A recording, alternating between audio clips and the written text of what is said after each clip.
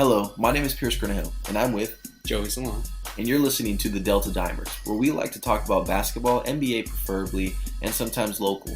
But today, we have a treat for you. We're talking NBA playoffs and draft lottery. Playoffs! So, again, we're going to be talking about the Western Conference Finals and the Eastern Conference Finals. Those matchups in the West, Warriors versus the Rockets, and in the East, the Cavaliers versus the Hawks. Joey, I know we're going to start out on the Western Conference side since we got to see a game yesterday. Between the Warriors and the Rockets to open up the series, let me just lay down some quick stats of the normal players that you see this performance day to day. Curry, 34 points, 5 assists, 6 rebounds, 2 steals. And for the Rockets, Harden had 28 points, 11 rebounds, 9 assists, and 4 steals in a victory for the Golden State Warriors, 110-106. Like I said, Harden almost had a triple-double here, and the Rockets couldn't pull out this game. Dwight Howard got injured a little early with his knee. What happened? Well, it was a crazy game. I was actually watching a little bit of it. And at the time, the Rockets were ahead by 10. I think the score was 48 to... I think that at one point it was 48 to 33. Yeah, I think at a point the Rockets had a 16-point lead. Yeah, so it was a little weird because usually at home the Warriors their backs weren't against the wall like that usually when they're at home because they're such a great home team. But early on, I saw Sean Livingston. He's one guy on the Golden State Warriors that really stood out to me because he's a point guard, but his size doesn't match up with his position because he's 6'7". And he's a lanky guy. He's a lanky guy, and he's a point guard. And usually point guards are between a little under 5 foot. Not under 6 foot. Under 5 foot. So Under we got 5 some foot. 4-foot point guards out there. No, under 6 foot. Lucky average. And at the tallest, maybe 6'3", 6'4". So that's usually the size of an NBA point guard. But to have a guy like Sean Livingston, he went out for the Warriors and he had 18 points, 7 rebounds, 3 assists, and 1 steal. This guy, he's playing the point guard position, but he's able to go down there in the paint and pull down rebounds for your team, which is really great because when you have a player like that on your team with this size and able to play almost multiple spots in your lineup, that's a big plus for any NBA team. And to say the least, you mentioned Livingston. Great game from him. Career high playoff, 18 points, 7 rebounds, 3 assists, and a steal. And another guy who's not really your prototypical position player, Draymond Green. He's been playing wonderful in these playoffs and a great first game from him. Only 13 points, but 12 rebounds and 8 assists. So the guy wavers on a triple-double almost every night when he goes out there for his team. He goes out there, he's really, in my mind, to be completely honest, I'm going to switch it over just a little bit more to try and hurry this up because we want to get the Eastern Conference in here as well. Oh, we'll have to have plenty of time. Draymond Green is the X factor, in my opinion, in this series because you have guys like Mo Spates who might not be back in this entire series. Steve Kerr has already rolled him out for Game 2. The only way they could see him coming back in this series if this series goes 6, maybe 7 games, but that's a big if on their point. So for me, Draymond Green is a huge X factor because of his durability and his what's the word I'm looking for? He's a utility. He can step up in every position. He can play center. He can play a power forward. He can play small forward. Any position he wants. Yeah, because I in my mind I call him the scrapper because he's 6'7", so he's able to go out and pull down rebounds. And that's kind of what he did against Dwight Howard. Yeah, because like you said, he had 12 rebounds this game against the Houston Rockets. And he played a little bit of defense on Dwight Howard. Dwight Howard is about 6'11", almost 7 foot. But Dwight Howard is one of the most athletic centers that the NBA has to this day. And, one play that I seen where Dwight Howard, he kind of, was trying to push off Draymond Green, and that caused an offensive foul on Dwight Howard. So the ball was turned over and then in favor of the Warriors. And after that, the crowd was pumped. Draymond Green was pumped. You could see him; he was clapping his hands. he was getting the crowd you fired could say up. he's the heart and soul of this team, that they really feed off of his energy. And also, you mentioned Dwight Howard. He's questionable for game 2 with a sprained right knee. So guys like Josh Smith and Trevor Ariza, although they're not that big of guys, they really need to step it up for the Rockets on their side. And they did that this first game and still weren't able to pull out a win. Ariza had 20 points, 3 rebounds, 2 assists, and 2 steals. Josh Smith, 17.7 rebounds and 5 assists. Those are numbers that starters get, but Josh Smith is coming off the bench. Yeah, and they're probably going to not have Howard for game 2. And they already, for this entire playoffs, currently, they haven't had the guys like Dantas Mantiounnis, who's a 7-footer, but this season he's been playing incredible. Like, he's really stepped up his game. His ability to stretch the floor is what really makes it hard for other power forwards to keep up with him on the perimeter and, just the baseline jumpers. Exactly. And, he's one of those guys. He's a big guy, but he can shoot the 3, which is not a lot of centers are able to do that. One that comes to my mind is Dirk Nowitzki, but he's mostly a power forward. He plays the center a couple times, but it's kind of a trend with your European players. A lot of big guys, but they always have these shots. Like you mentioned, Dirk Nowitzki is one of those guys. Another guy that comes to mind is Mehmet Okur. He played a while back with the Jazz. Big guy. Manute Bol. That's another one. I know Mehmet Okur was around 7 foot, wavering a little over 7 foot, but could drain down a 3-pointer like no other. And so then those are the differences there for the Warriors. Let's move on to the Cavaliers series here. Yeah. Now, right now, today the Cleveland Cavaliers are playing against the Atlanta Hawks in Game 1 of the Eastern Conference playoffs.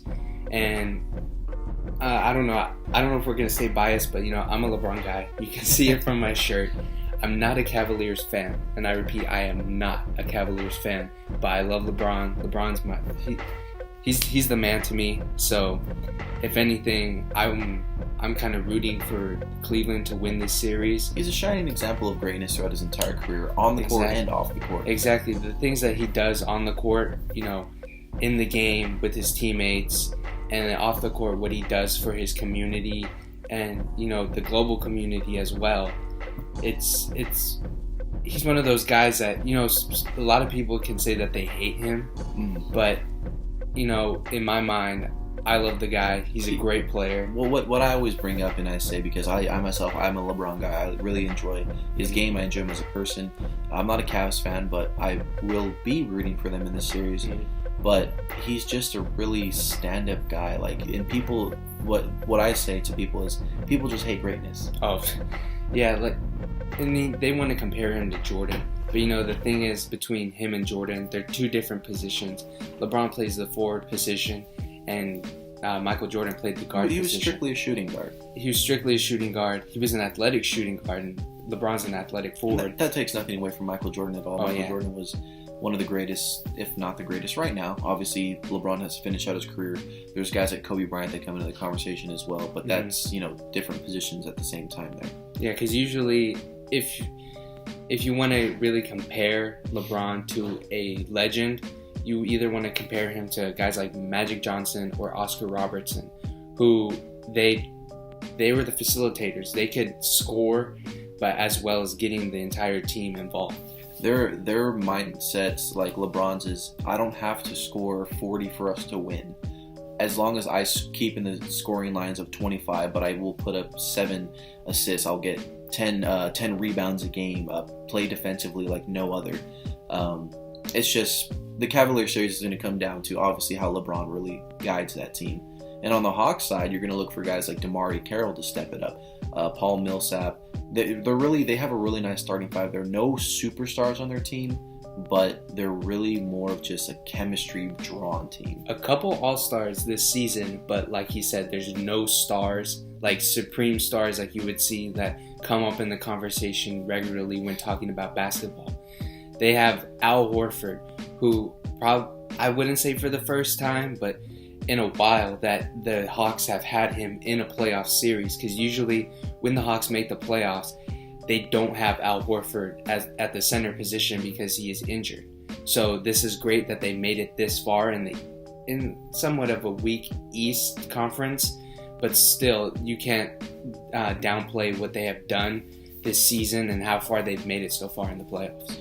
And guys like Paul Millsap, Jeff Teague, who's really stepped it up this year. Not superstars, young budding stars possibly, but this formula seems to be working for them and their coach, Mike Budenholzer, who's also a Greg Popovich guy who likes Steve Kerr in the Western Conference for the Warriors. Now I'm thinking you can kind of compare the Atlanta Hawks of this year to possibly maybe the 80s Detroit Pistons.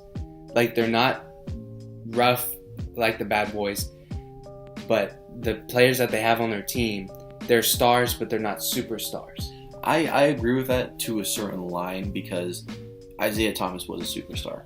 Isaiah Thomas is a legend. True. That's where I draw the line there. Mm-hmm. I agree with you possibly on all the other positions because they have great players at the positions, like stars, not superstars, not guys all stars, but superstars are not on their team. But that's the thing. That's the only comparison that with Isaiah Thomas. Jeff Teague is no Isaiah Thomas. Oh yeah, exactly. But then when you think about it, other than Isaiah Thomas, they kind of compare. Yeah. A lot of sprinkling of just talent everywhere.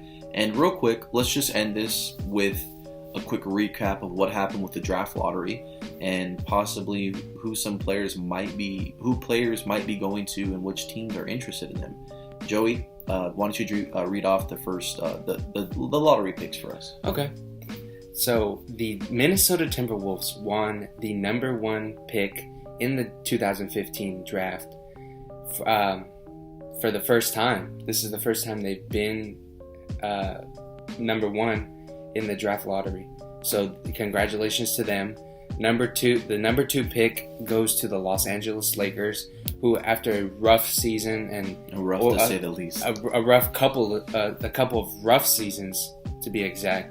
You lose your first round draft pick, a week, 2 weeks into the season? Oh yeah, that was horrible. I mean, there's big things coming from the Lakers, like talking about Julius Randle, and in the first week he had gone down with I believe a broken leg. Yeah.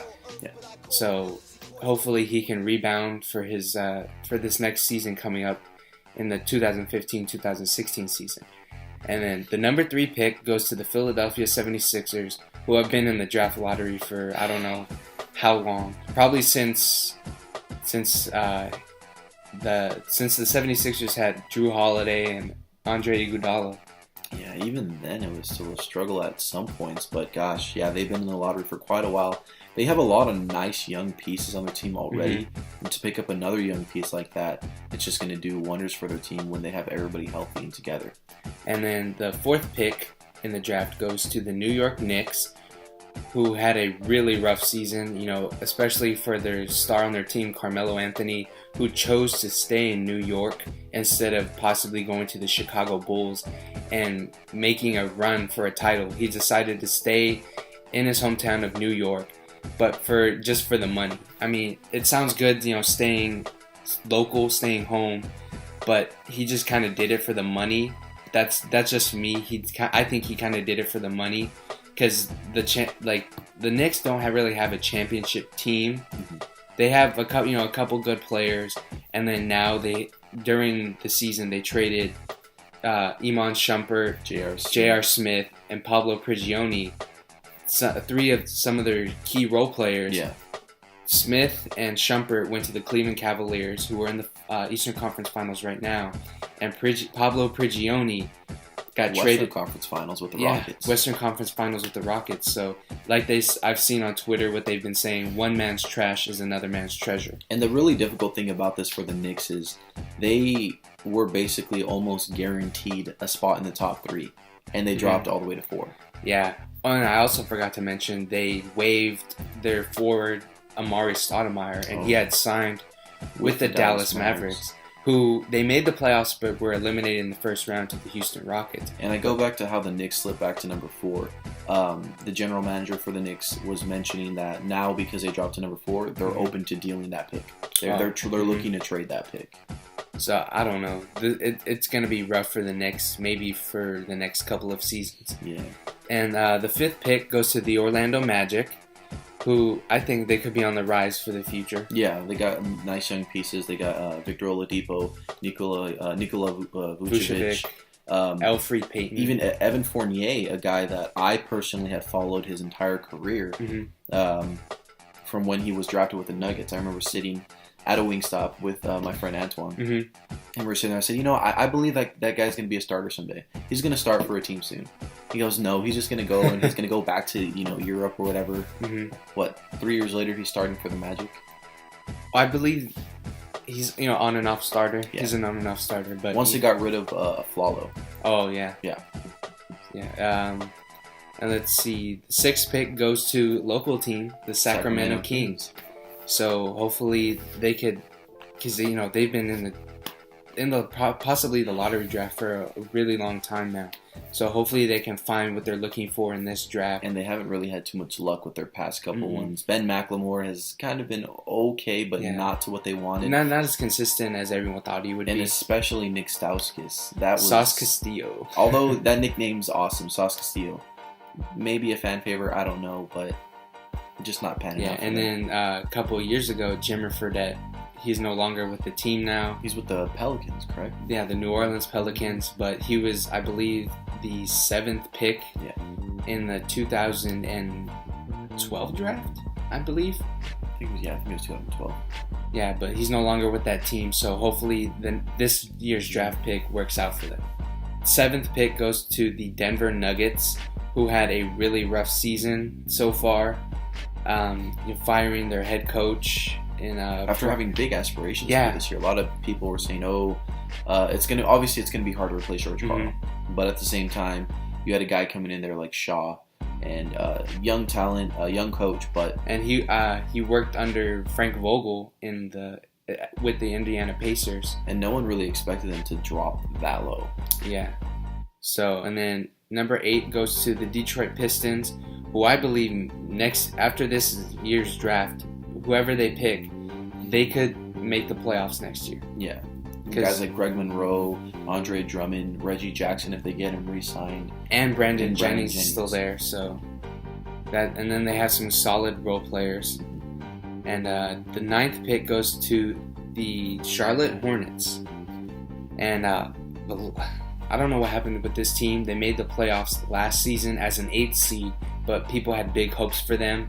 And in the offseason of last year, they signed Lance Stevenson. Which was supposed to be kind of a savior move in a way. Exactly. And, they still had their point guard in Kemba Walker and a solid center in Al Jefferson. So it was a little weird seeing them fall so low. It was disappointing. Yeah. Because they could have made a late playoff push, but their play really just tapered off. I know Mo Williams came in there and really kind of re-energized that team. They got on a little winning streak there. But as soon as Kemba Walker came back, the chemistry just wasn't there between the two. And they kind of just tapered way off and fell out of the playoff race. And the 10th pick, I'm happy with this, goes to my favorite team, the Miami Heat. So Pat Riley said he's looking for a shooter in this draft. So possibly someone like Frank the Tank Kaminsky.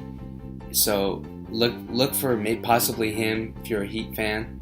Possibly look for him as the Heat's pick, or who knows? It's the draft. The 11th pick goes to the Indiana Pacers, and the Pacers had a rough season as of late. They were this close to the playoffs, this close. Just that close. So they had almost as the size of a tater tot. This close. Last August, I believe, when it was Team USA, practicing, they were having an exhibition game, and Paul George, going for, I believe he was on. He was on defense. He was on defense. To stop a layup. Transition defense. He tried blocking the shooting guard from the Houston Rockets, James Harden. This was an exhibition game, and he had went in. His leg went like this. Oh yeah, it was hard to look at, and everyone thought the Pacers were going to be up there in the East, possibly as one of the top 3 teams in the East, if not number 1, because of the team they had in this past successful seasons that they've had. So they kind of, there's too many injuries. Towards the end, Paul George did make a comeback, and everyone thought that they were going to push towards the end to make the 8th seed of the playoffs, but that ended up going to the Brooklyn Nets. Yeah, so it was nice seeing Paul George come back.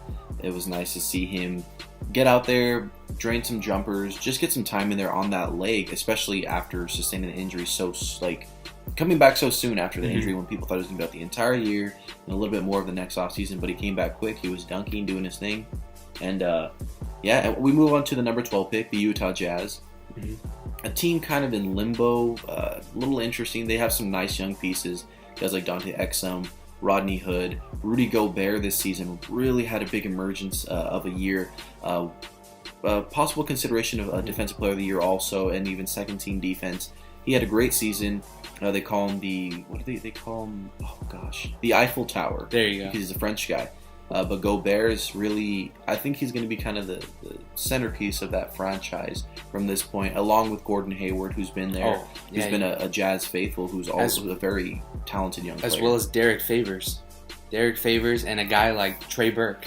Trey Burke, he was, I believe, one of the top 10 picks out of Michigan. Out of Michigan a couple of years ago. So, things are looking up for him. He's finding ways in his game to be more consistent than he did in his rookie season. And then the 13th pick goes to the Phoenix Suns. And a lot of people thought that the Suns would have made the playoffs because they were so close last year. And they signed Isaiah Thomas. So then they had a 3-point guard setup with Goran Dragic, Eric Bledsoe, and Isaiah Thomas, who played for the Sacramento Kings. And towards the trade deadline, they traded Isaiah Thomas to the Boston Celtics and Goran Dragic to the Miami Heat. And in return, they got another point guard in Brandon Knight from the Milwaukee Bucks. So I don't know what can possibly go on here. That was interesting to me because they seemed to be doing fine, although the chemistry wasn't there with those three guys because they all wanted their time. But they were in the midst of a playoff race. And they were in the middle of it. They had a playoff spot at a point. And they're battling with the New Orleans Pelicans and the Oklahoma City Thunder. And to just overhaul like that and get rid of so many players kind of messed with the chemistry, helped other teams out, but I think they got some draft picks out of it too, so look for them to draft someone. I think they might go for a big man, possibly a power forward that could really, batten down there. Because, they got Markieff and Marcus Morris, Alex Len, who's... I'm not convinced about Alex Len, the center. But this is only his second season. He didn't play his rookie season because of an injury. So, the trend for him could be going up. Yeah, that's true. Also, Gerald Green, they're one of their forward/guards. The only thing I don't like about Green is his inconsistency. No, but the thing is, they're thinking about, possibly letting him go or trading him. So they could look for maybe a forward or a guard in this draft. And then the last pick in the lottery draft goes to number 14 goes to the Oklahoma City Thunder, which is a team who they were super close to getting that 8th spot in the West. Everyone thought they would, possibly be in the top 3 like the Indiana Pacers in the East.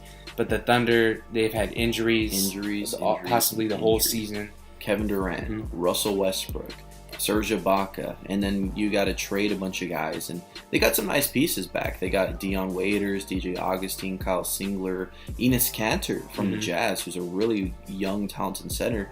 But they just couldn't pull it out. Because I just feel like Russell Westbrook tried to play too much hero ball. Oh yeah, and not to mention one of their up-and-coming centers who they had drafted a couple years ago, Steven Adams. He had gone down with an injury too, I believe, to his hand or his arm. So something around... I think it was his hand. Yeah, but he's been trending upward for them too, and he possibly was told that he would be the starting center over Kendrick Perkins, who is now on the Cleveland Cavaliers. After a midseason trade. So with that, the Thunder, it's kind of interesting to see who they'll draft. I feel like they might go with, maybe a shooter, because I know they like to, work around the perimeter. You got two go-to guys in Durant and Westbrook, so you look for them to try and make an impact on the perimeter, hitting big shots, clutch shots. So I feel like they're going to look for a shooter out there. I believe that they should look for a guy like who they had before, Thabo Sefolosha, like a Swiss Army knife. A guy who can play on the defensive end and the offensive end. Because Sefolosha, he could score, but he's mainly defense. But he's no longer on that team, and he's with the Atlanta Hawks. but he was one of their guys before who was possibly their main focus on the defensive end. And so we're going to wrap this up. My name is Pierce Cornejo. He's Joey Salon, and this is the Delta Dimers.